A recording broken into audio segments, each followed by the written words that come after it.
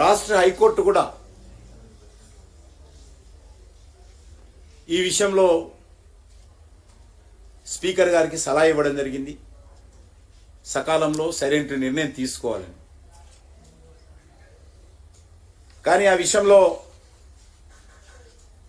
ఏ రకమైన నిర్ణయం ఇంతవరకు స్పీకర్ గారు తీసుకోవడం లేదు. చాలా నిస్సిగ్గుగా కాంగ్రెస్ పార్టీ నుంచి గెలిచినటువంటి ఎమ్మెల్యేలు గతంలో టీఆర్ఎస్ ప్రభుత్వంలో మంత్రులుగా చేశారు, కనీసం రాజీనామా చేయకుండా. ఈరోజు టీఆర్ఎస్తో గెలిచినటువంటి ఎమ్మెల్యేలు ఎమ్మెల్యే పదవికి రాజీనామా చేయకుండానే ఎంపీలుగా పోటీ, కాంగ్రెస్ తరఫున ఎంపీలుగా పోటీ చేసినటువంటి పరిస్థితి. ఇంతకంటే సాక్ష్యాలు ఏం కావాలి ఇంకా స్పీకర్ గారికి కానీ కోర్టుకు కానీ? కాబట్టి ఈ విషయంలో ఈ స్పీకర్ గారు నిర్ణయం తీసుకోవాల్సి వస్తుంది. ఈ రోజు వరకు కూడా అసెంబ్లీ రికార్డుల్లో టీఆర్ఎస్ ఎమ్మెల్యేలుగా నమోదైనటువంటి వాళ్ళు మొన్న జరిగినటువంటి పార్లమెంట్ ఎన్నికల్లో కాంగ్రెస్ అభ్యర్థులుగా పోటీ చేశారు. ఇంకా రికార్డ్స్ ఏం కావాలి? ఇంకా ఎక్కడుంది చట్టం? కాబట్టి ఆ దిశలో ఈ రెండు పార్టీలకు ఏమాత్రం తేడా లేదు. భారతీయ జనతా పార్టీ తరఫున కాంగ్రెస్ పార్టీ వైఫల్యాల మీద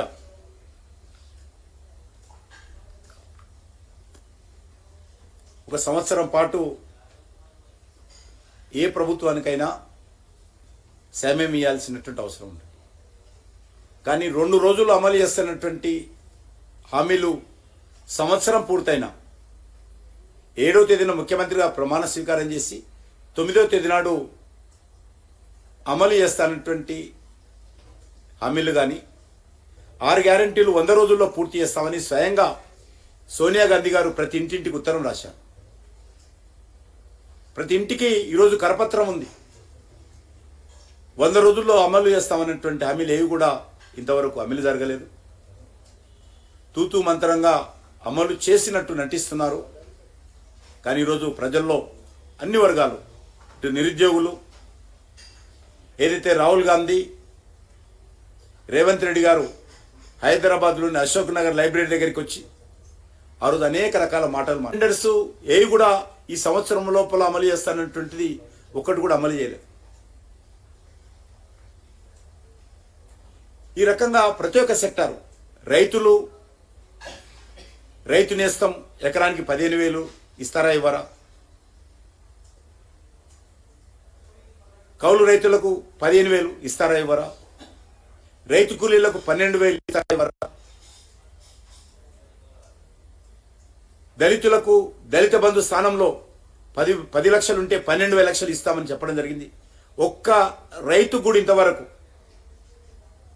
12 లక్షలు దళిత కుటుంబాలకు ఇవ్వలేదు. మహిళలకు నెలకు 2,500 రూపాయలు ఇస్తామని 6 గ్యారంటీలో చెప్పారు. ఒక్క మహిళకు కూడా 2,500 ఇవ్వలేదు. నిరుద్యోగ భృతి ఇస్తామని చెప్పారు. ఒక్క నిరుద్యోగ కూడా నిరుద్యోగ భృతి రాలేదు ఇంతవరకు. ఎలక్ట్రికల్ స్కూటీ ఇస్తామన్నారు చదువుకున్నటువంటి అమ్మాయిలందరికీ.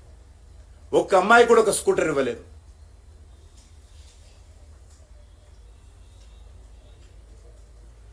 సుమారు 13 పంటలకు 500 రూపాయల బోనస్ ఇస్తామన్నారు.